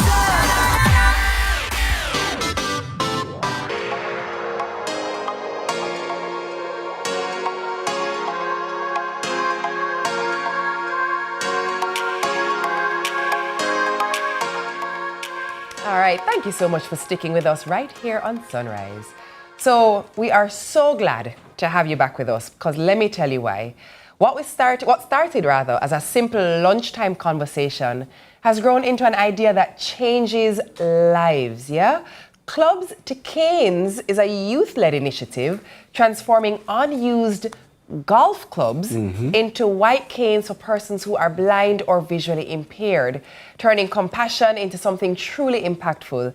Well, joining us to share the story and the impact are founders of of Clubs to Canes, Trey Williams, and team member Mattia Issa, who are both on Zoom and alongside Adjustment to Blindness Officer at the Jamaica Society for the Blind, Sharon Wallace, who is in studio here with us. Good morning, Sharon. Good morning. Good morning. Trey, good morning. Mattia, how are you guys? Good morning. Good morning. I'm good. How are you?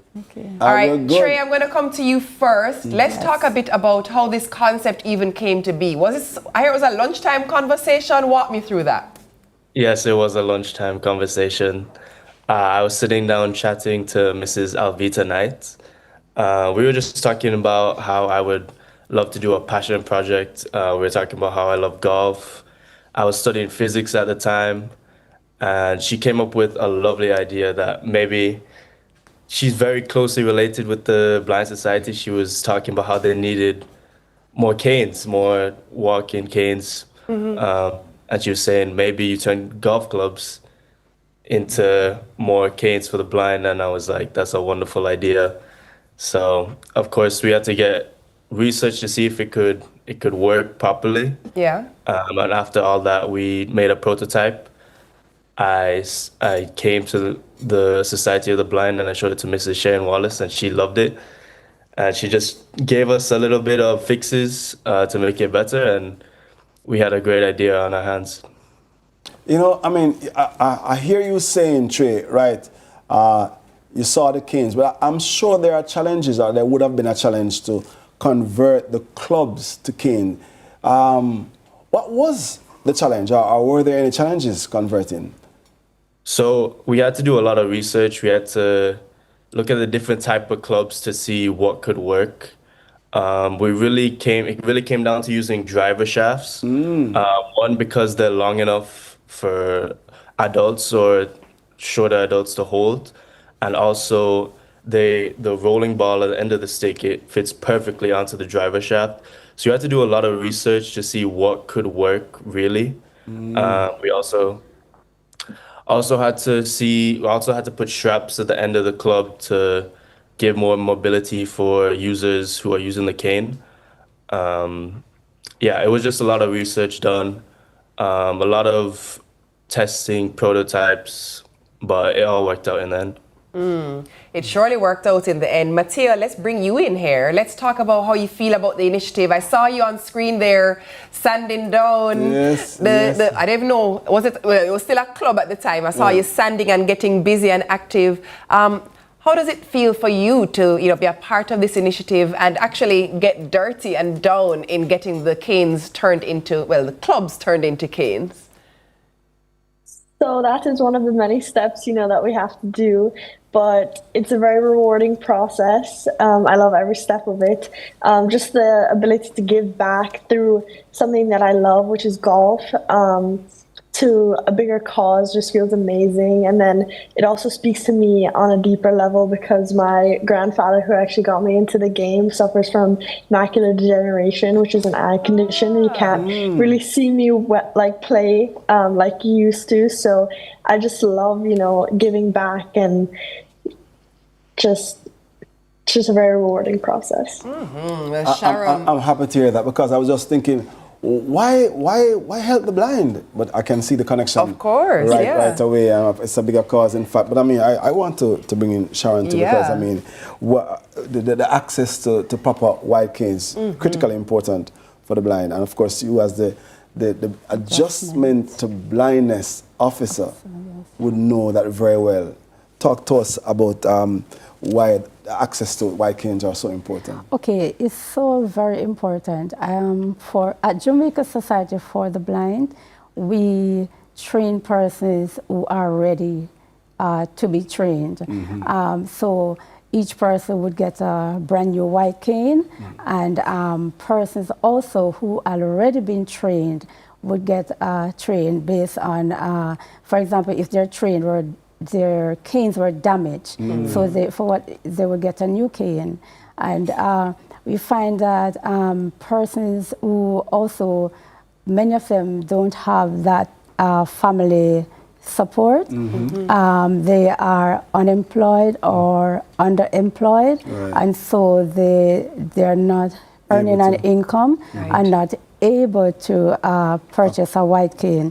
So I was ecstatic when introduced to Trey, when Trey came to my office and showed me this beautiful white cane. And we discussed all the different aspects that needed to be changed, and he did just that, he and his team. And so we need to have an influx of white canes so that persons who come in would readily get a white cane. That is our aim, and we do hope that more persons will come on board and assist us with that. Sharon, can you explain to me, because explain to me like I'm 3 years old. Yes. I didn't even realize that there was a particular request for white cane. Why does the cane need to be white? Can you break that down for us? Okay, so only persons who are blind uses a white cane, so that it's a standard thing, so that when persons see you on the road, right, they would identify, just like persons who uses what you call a cane for stability and so on. So the white cane is, person think that because you said white cane, it has to be white. It is necessarily white. But white cane is just that label that you say is for persons who are blind. There are different aspects to a white cane. Also, there are different types of white cane, and they are for different purposes. But I think in our road code, we have at the bottom of our road code where it speaks to, if you see my white cane, my extended white cane, then it would mean to stop. And so it is important that persons who are blind uses a white cane. Right, because I mean, someone can be just be aided by a cane, but they're not blind, but because it helps them in walking, but it's not a white cane. So I see the distinction between both. Why it needs to be white. But, you know, I want you to just say quickly for us, your job as an adjustment to blindness officer, what are the challenges in that job to help persons adjust to blindness? Tell me one thing that you think is a challenge. Psychological implication of blindness. I call it DABDA, depression and the rest of it, right? They get angry. They may not, even though we say psychological implication, not everybody goes through these stages in the same order. Some of them would have already gone through all the stages, but they have regressed. And so at Jamaica Society for the Blind, we usually refer them to, if they want to counselors. And we do have counselors who are also blind, right? And one of our counselors we use usually Dr. Curtis Sweeney from Grace Kennedy. Excellent. Trey and Mateo, just before we go here, let me just bring you guys back in. Trey, is there a goal that you have in terms of how long you would like to continue to support the, Sharon and her team? Or is there like a number target that you have in terms of how many white canes you'd like to supply them with? Talk to me about that. We really like to do it as long as possible. I don't see any reason in stopping. Mrs. Sharon Wallace expressed that they would love more canes. They were trying to restock the other day, and it was great to just give back, give us some canes for free, and just help out the Blind Society in any way that we can. So I don't see any point in stopping. As long as we can do this, I don't see why we shouldn't. So just as long as possible. Final word, Mateo, word of encouragement to persons who are, under Sharon and under her team, and, she's a part of helping them to adjust. What message would you have for them?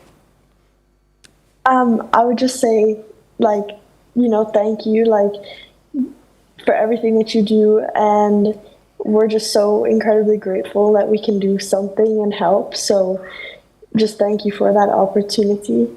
We're also open to any recommendations or any help. We have an Instagram called Mad at Golf. If anybody has any ideas in how the golf communities can help out more or anything like that, please feel free to reach out.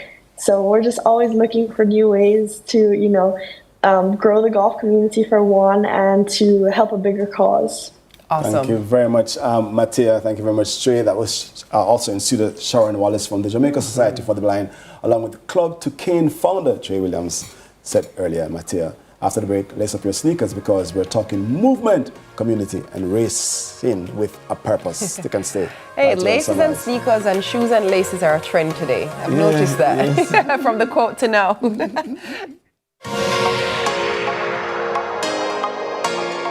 Employers, your hard contribution builds a stronger workforce and strengthens the economy.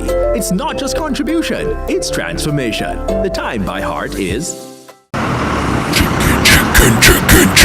Chicken, mega deal, super chicken, mega deal.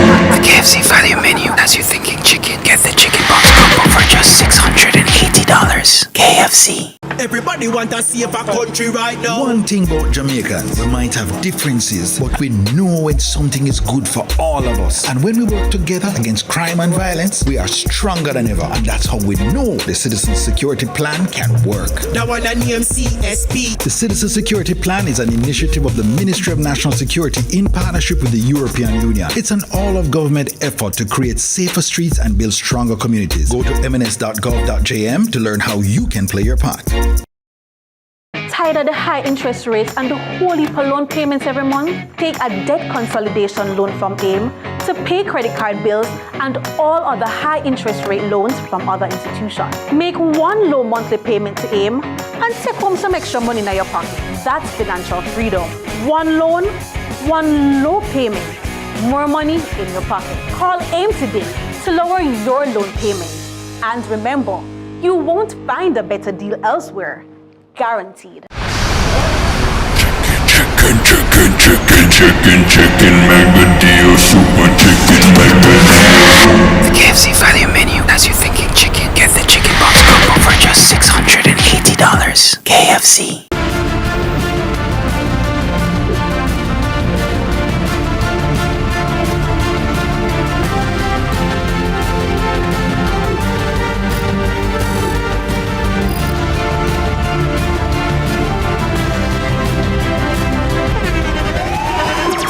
The internationally acclaimed On Stage with Winfred Williams. At a new time, Saturdays at 8 p.m. on CVM TV. So much more than entertainment. Let's delve deep into the issues. We'll take you beneath the surface. Greetings and salutations. My name is Orville Higgins and it's another edition of Fan Central. Talking to the people at the heart of the top sporting stories. Hear from your favorite sportsmen and women and the administrators who work tirelessly to make it all happen. It's a live sports talk. I've written an entire article. Yeah. Looking at all the major issues every Tuesday at 9 p.m. It's Fan Central.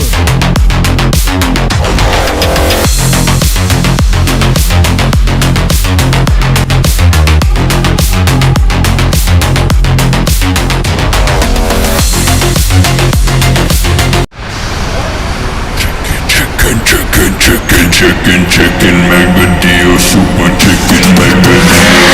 The KFC value menu has you thinking chicken. Get the chicken box combo for just $680. KFC. Ashman's Equipment, the new name in forklift sales and rentals in Jamaica. Top quality, low prices, fleet discounts available, 12-month warranty, free service parts, daily rentals, crazy cheap. Ashman's Equipment, same forklift, better deals. How would you like a brand new home by 2027? You and VMBS can make it happen with iSave. Every $25,000 you save with iSave earns an entry to win cash or a new home of your own. All while seeing your balance grow and grow. The more you save, the more entries you get. And every entry has a chance to win a brand new home of your own. Keep saving monthly. Every deposit brings you closer to the grand prize home. VM iSave is the key to winning. Running, running, and running, running, and running, running, and running, running, and running, running, and running, running, and running, running, and. In this context, there's no disrespect, so when I bust my rhyme, you break your necks. We got 5 minutes for us to disconnect from all intellect and let the rhythm affect. Listen, you must be saying at home, them people don't have nothing. No, they only say it's about you. Listen, sometimes do nothing, just breathe. All right, glad to have you back with us.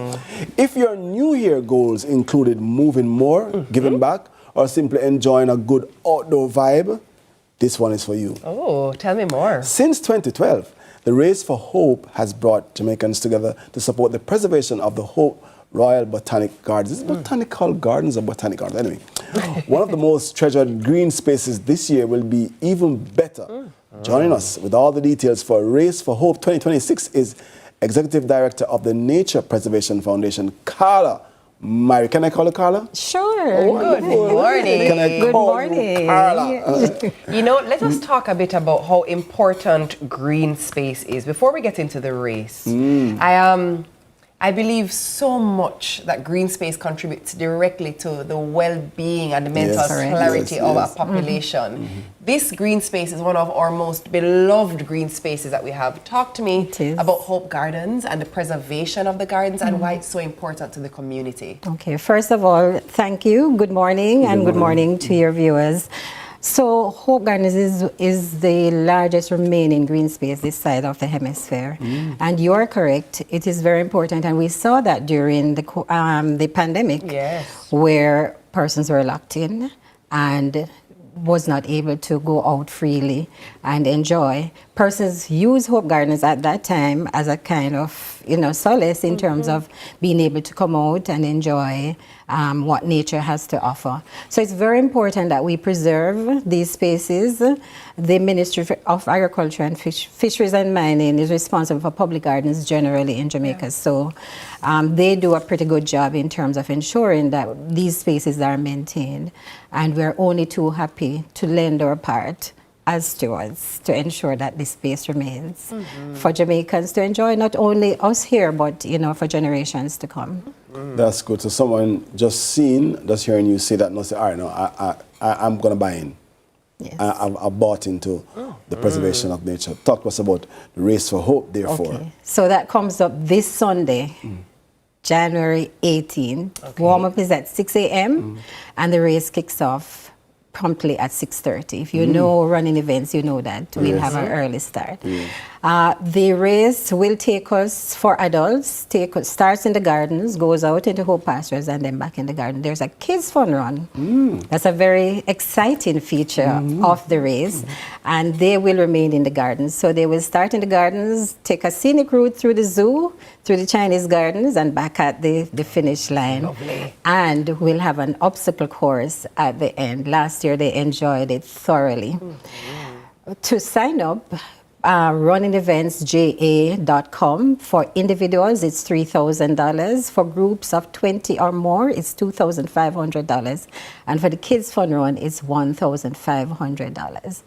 In signing up, you not only are helping to preserve nature and the green spaces, but this year, as part of the national need for recovery, we have decided to assist 5 women who were in the badly affected areas as a result of Hurricane Melissa, to assist them with a grant and to see, how we can help them in terms of getting their businesses back up and running. So we're merging the nature with the recovery in terms of what was a catastrophic event as a result of nature. That name, we won't call that name. Right. So if you're not able to participate, you can still go on and sign up.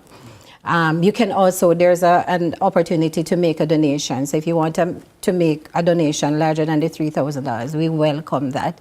So once you sign up to Running Event, you log on to runningeventsja.com, there's an opportunity to make a donation as well. But in this liberal space where persons can identify in who or whatever they want to identify as, and I identify as a kid. So when I come there, what defines a kid? Is there an age limit? Because I can come and say, hey. Absolutely. Not child at heart, 6 to 12 years old. 6 to 12 years old. If you fall within that band. And just to clarify, Carla did not say 6 to 12. Right? So we don't say you drop under the 6 to 12. 6 to 12. Carla said 6 to 12. I see that does not cover you. Right. No, let us talk for those who may not know. Obviously, the funds, as you just shared, will benefit specific individuals, but also goes to the upkeep of the property. If you don't know, what can one experience if they come to Hope Gardens? What does the property offer those on a nice, cool, relaxing Sunday when you just want a little picnic? Come now, Carlo. Tell us all about it. So the main thing is relaxation. Yes. There's recreation. Also, a lot of persons don't know about this part of our mandate in terms of preserving our biodiversity. So we do have a plant nursery that offers plants for sale. I'm sure, Yendi, you are I have purchased from that nursery, yes. Yes, and in that environment, we also have the responsibility to propagate plants that are native to Jamaica. And so we have a project where we had some plants that were retrieved as part of an expedition in the cockpit country that we are propagating to ensure that we have enough of them to release them to the environment not long from now. So there's the educational aspect of it as well, because we have students who will come for research, and of course the entertainment, which most persons would know about, parties and so on, that we rent the space for. Let me just say, if you guys have never done it, let me just make a suggestion. In a space where we don't actually have many options for children and family fun, it is a beautiful option to just throw in a tricycle or a bicycle or a scooter or a little roller skates or rollerblades into your trunk and take a drive up to Hope Gardens, lay out a blanket on the lawn, make 2 sandwich, fix 2 drinks, and make your children them just play. It's one of the most beautiful ways to spend a carefree Sunday right when you come home from church. Just trust me. It is. Put on one pot for bubble for long and go make the children play. It is beautiful. Yes. I grew up that way and I still do that to this day with my children. That space is lovely. I cherish that space. Thank and you. So many of us have so many different memories from that space. Oh, love up there. My wedding photos were taken in that space. You too, don't you too? Nice. You. Yes, Lovely. Millions of photos over the past 150 plus years. And as I say that, I would just want to say thank you. We can't say thanks enough to our title sponsor, the Jamaican National Group, for coming on board for a second year to help us to be able to put on this fundraiser. Awesome. Sign up and go run. And if you're not going to run, sign up and support. Let us keep our green spaces beautiful for our children and our children's children to be able to experience. That was Carla Myrie, Executive Director of the Nature Preservation Foundation. Remember, Sunday, January 18, lace up early. Warm-up is at 6. The race is at 6:30. And run for a cause. Sunrise will be right back. Right here. Start your year with purpose and pace. It's the JN Group Race for Hope 5K and Kids Fun Run 2026. Happening Sunday, January 18th at Hope Gardens. Walk, run, or wheel through Jamaica's most iconic green space in aid of the redevelopment of Hope Gardens and women entrepreneurs in Western Jamaica affected by Hurricane Melissa. Bring the whole family. Register as a corporate team or come solo and be a part of the movement for wellness and restoration. Register now at runningeventsja.com. Registration ends January 13th. Let's race for hope.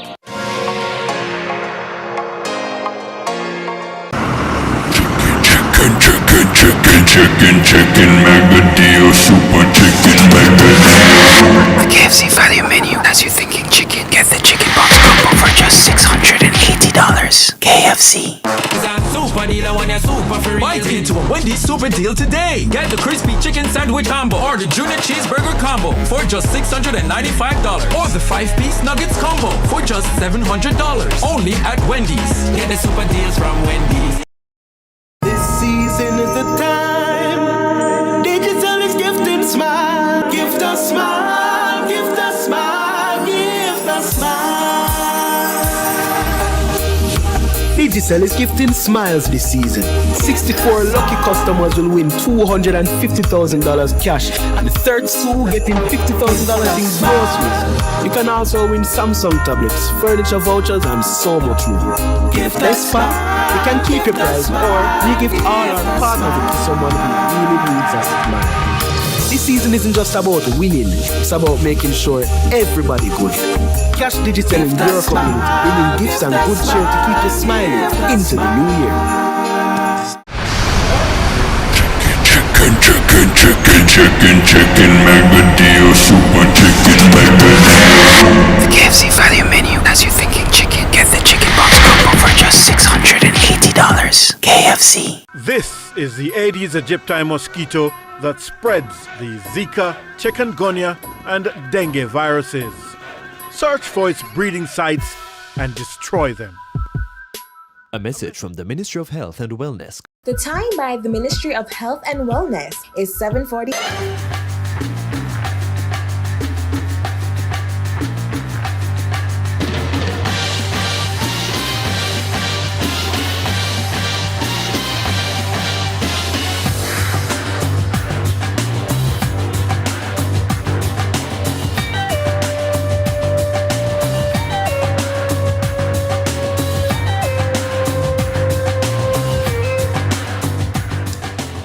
And we're back inside Sunrise, and right now it's all about eating safely. Oh, okay. When eating out. So a viral video showing a vending machine dispensing fast food meals has raised a few eyebrows and some serious questions about food safety and consumer awareness.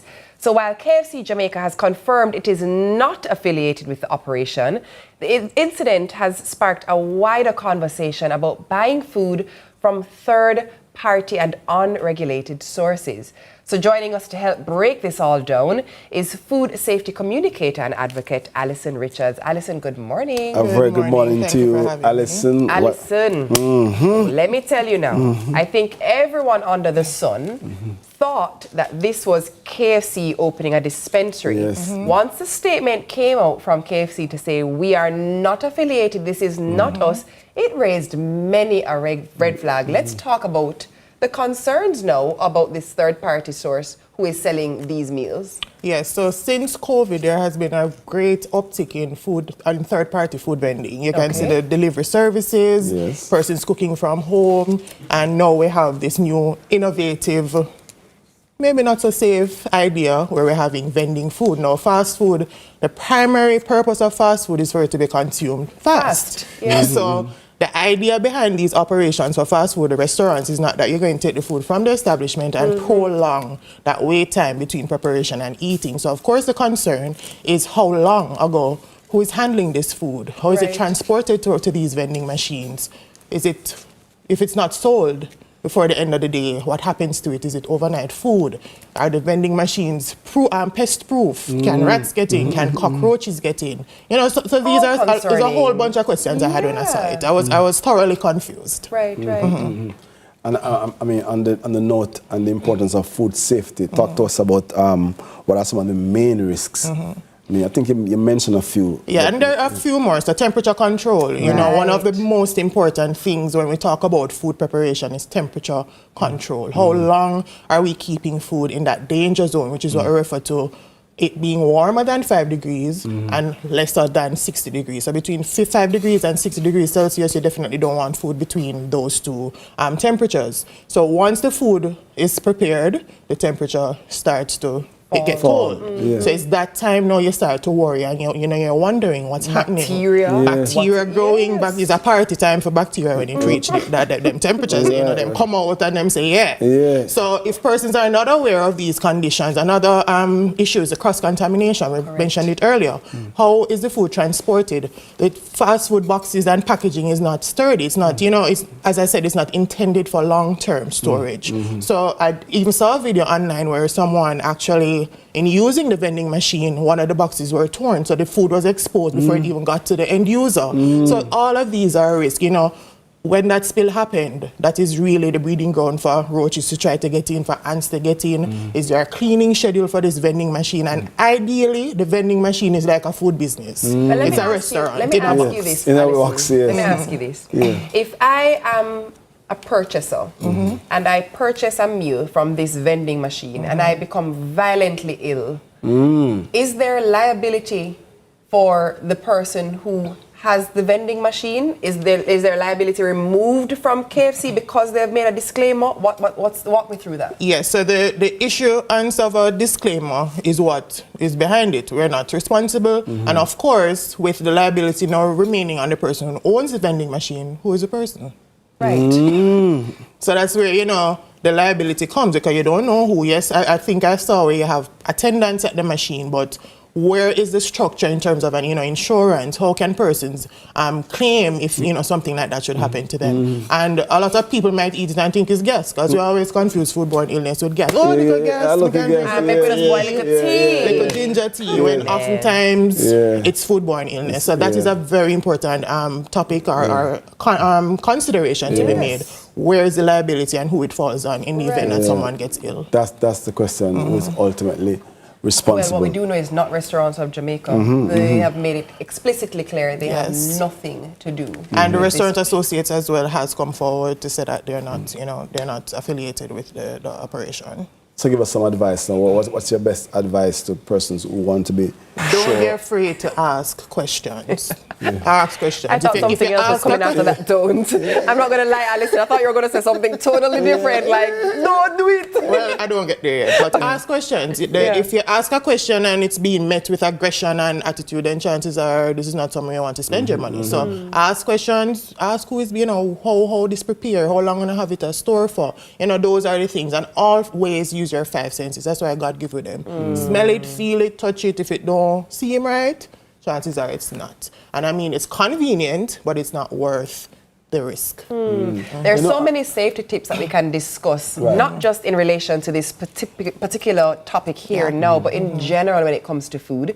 You are having a workshop. Talk to me about the workshop, how people can sign up, participate, get informed. Walk me through. All right, so for this year, I launched a series of 12 webinars across the year. So it's one every month, and the idea is just to discuss and to deep dive into food safety topics that we really don't think about. So in January, we talked about cottage businesses, persons who are operating and making food from home that they're selling.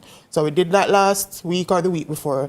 Coming up on February 5th, which is a Thursday at 10 a.m., free webinar on Zoom, free of charge, and having the experience in regulation of food safety, I give an insight into what an inspector looks for. So even though our webinar coming up now is on street food, that is a huge part of our culture. Yes, so all our jerk chicken vendor, when you jerk chicken, where him store the jerk pan when him leave. Where's the restroom? Where him clean it, where him wash him hands. So those are some things we're going to be discussing for. So your street vendors, I want you to come to this webinar. For consumers, now you can keep check by your jerky when you go out and you say jerky where you wash your hands. Holding persons accountable. Alison, you know, I didn't think about the wash hand part, but for my entire 40 years on this planet, I never think about where the jerk pan store. Yeah, where I'm stored when him carry it leave. If it even leaves, all it does from the traffic. Stop that. How him wash it down. So those are some things we want to talk about. Street food is not heavily regulated in Jamaica, but there are guidance and practices that have been developed by the Bureau of Standards and international food agencies that provide guidance, which I'll be getting into, kind of giving you, from a regulatory perspective, how can you become compliant? How can you demonstrate to your customers that you're operating and you try to do the safety thing? Because I've had jerk chicken before and it didn't serve me well. Oh dear. Bathroom for days. So it happens, On that note, one last question. I mean, you mentioned something about temperature control. 5 degrees to 60 degrees. Yeah, that's the danger zone. That's the danger so you don't zone. want food between that. From 5 degrees to 60, you don't want the food temperatures to be once you've finished preparing. So your buffet lines, that's why you always see the persons at the buffet with them thermometers. So keep the food warm then? Hot. No, say warm. Okay. More hot than warm. Okay. We're going to go to a break, but Alison, do you know that my father always tells a story about there's a soup man that he used to love to go to.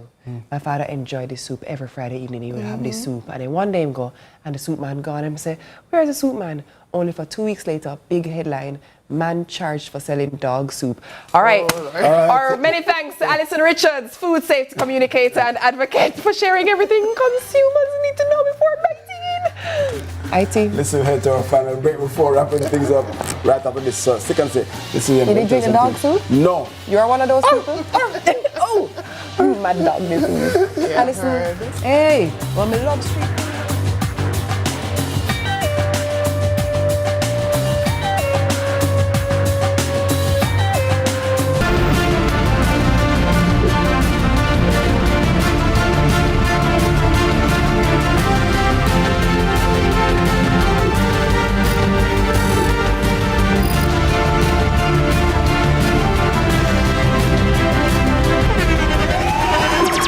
The internationally acclaimed On Stage with Winfred Williams. At a new time, Saturdays at 8 p.m. on CVM TV. So much more than entertainment. Let's delve deep into the issues.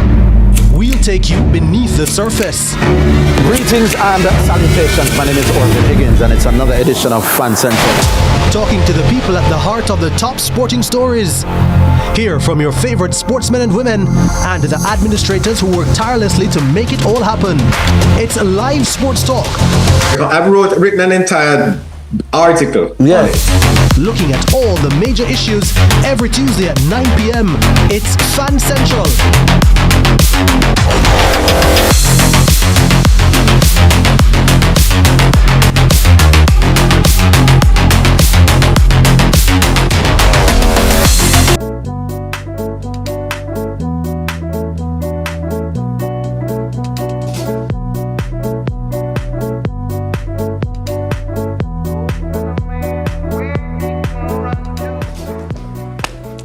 All right, we've come to the end of our show. We hope you enjoyed spending your Wednesday morning with us. And of course, if you missed out on anything or you just want to maybe, rewatch your favorite segments, we've got you covered on our YouTube channel at CVM TV and on Instagram at CVM_television. Which was your favorite segment? Because there was no food here this morning. We talk about food and yet they love food because she's a foodie. That's why I asked her that question. We spoke about food safety. I found the whole show really informative. But no, before you mention about why, because you've traveled. You've traveled, right? She travels and she eats food in different countries. So how do you ensure, aren't you concerned about food safety in these places? I am always concerned about food safety, but I also, as much as me tasty, I scornful, I'm actually quite scornful. So I observe everything. If me say a fly pitching, I'm not eating nothing. That's it. Mash me right up. Yeah. Oh, absolutely not. So I think there's a very thin line between being explorative and trying something new in a new culture and a new space, but also being... So for example, perfect example, when we were in Ghana last year, I wanted to try this thing called Bofro. And it is basically like a round festival. And the lady had some in her display box already prepared, but she was making some. So she got to reach in the box and I said, no, I'll have the one that you make it now. So I take the one fresh out of the box. When me see make and it don't sit down in the... So I tried to be, just have a little street smart with the thing. I am going to rewind to that line that the lady said in Wednesday service. Yes. I can't even quote it. But there's a line that she said. And I came away from the segment that we spoke about clubs to canes. I came out of that segment and in the commercial break I turned to IT and I turned to Andre and Nita and I said, you know what? The kids are all right. I'm actually hopeful when I see the next generation with initiatives like these and you're just like, wait a minute, we might not be so bad. We might not be in bad hands after all. I think the kids are all right. Yeah. We could have an entire 50 minutes after the show segment where we just reflect on some of the segments. We could. But we can't do that this morning. But what we can do, or what I want to do, or what I love to do, is to remind you of one thing. And this is it. Remember that God without man is still God. But man without God, nothing, zero, zilch, nada, vapor, this. That's it. Have an absolutely fantastic day today. Have a wonderful Wednesday. Yes, thank you for joining us. Give us that tune. Come on. Old Cinnamon.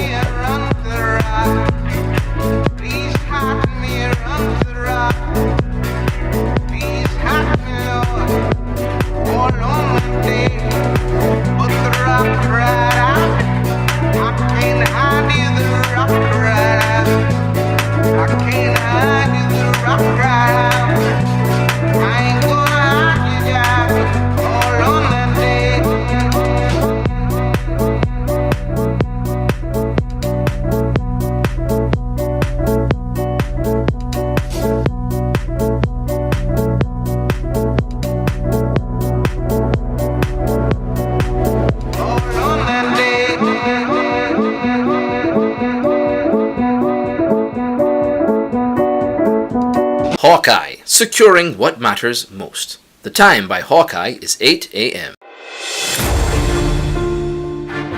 I had an opportunity to firsthand see the devastation that this record